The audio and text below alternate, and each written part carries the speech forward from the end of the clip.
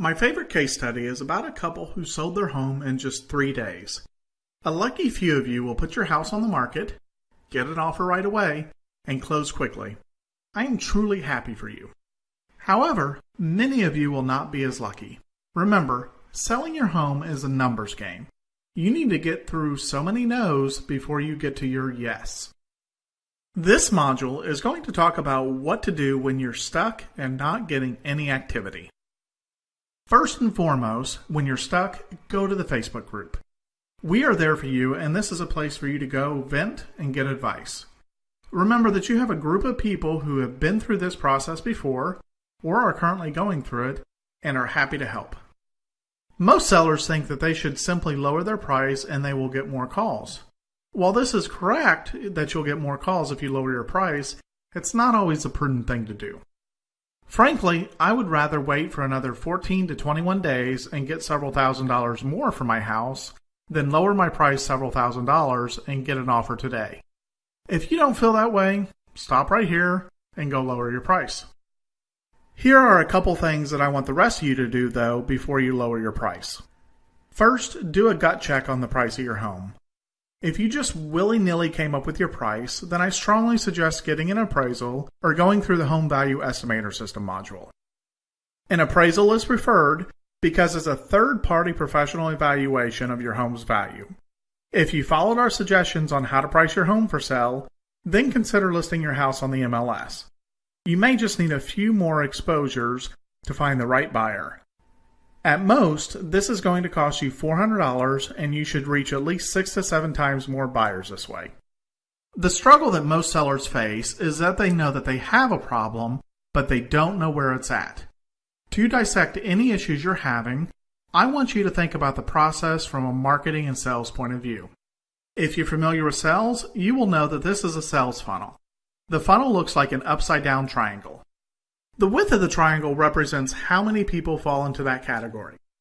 The people that view your house online and offline are by far the most. It's hard to tell who's viewing your house offline because they're simply driving by your house. However, Zillow offers a lot of transparency on their website. They tell you how many views your home has had since a listing and how many shoppers had saved the home to their favorites. Zillow also provides a chart showing you when these views occurred.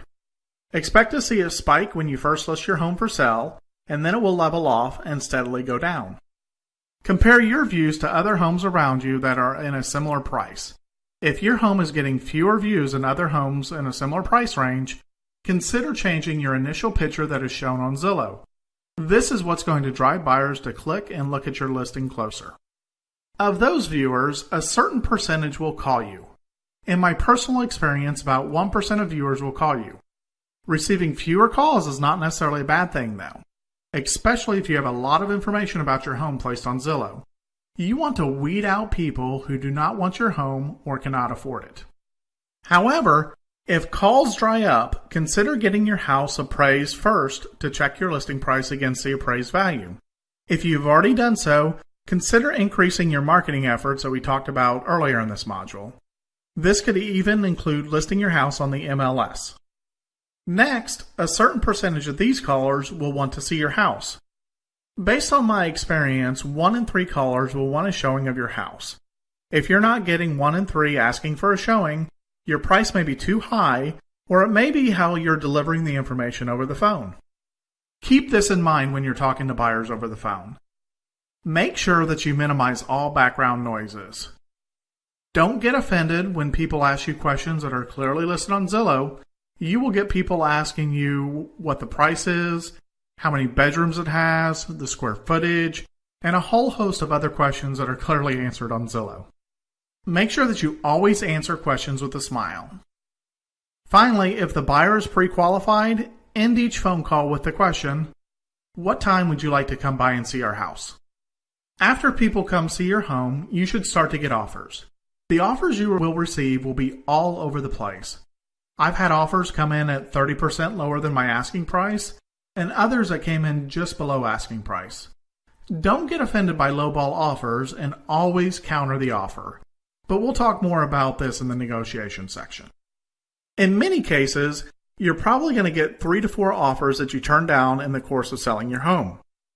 If you show your home more than 10 times and do not receive an offer, something is wrong.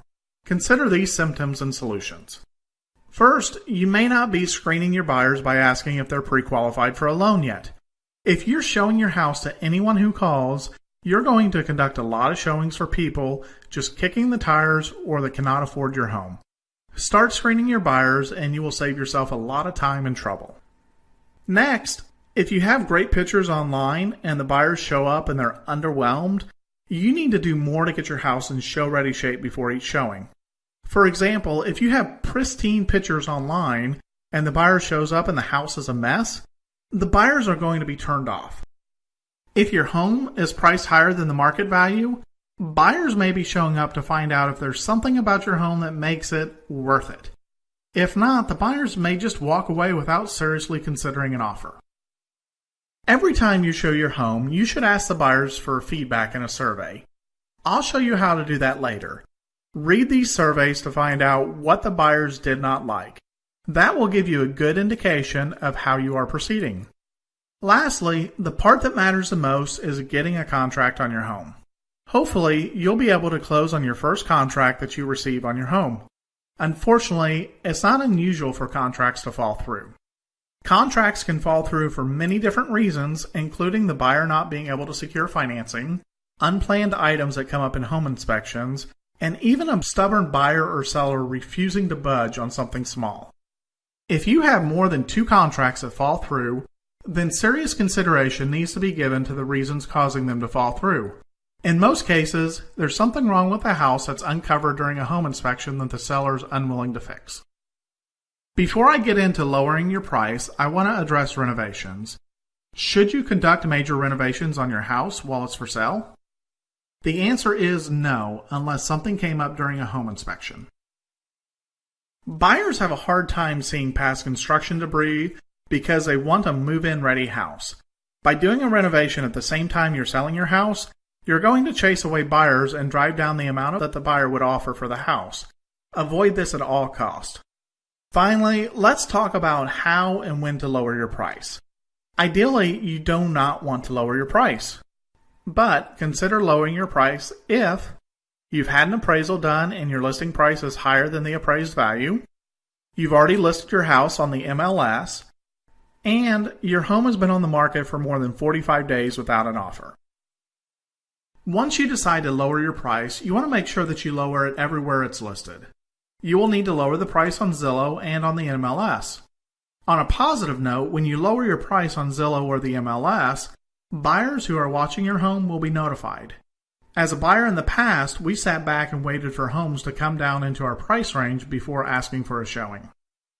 When lowering your price, make sure to take cues from the houses around you. If you need to lower your house by $5,000 to be competitive on the market, go ahead and do that. However, try not to lower your price more than 1% at a time.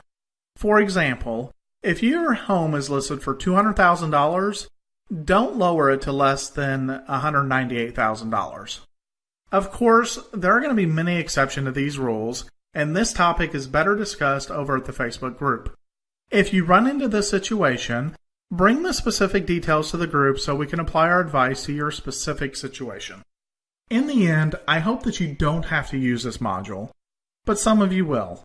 Listen to it and follow our guidance as closely as you can. However, don't be shy about visiting the Facebook group and asking questions over there.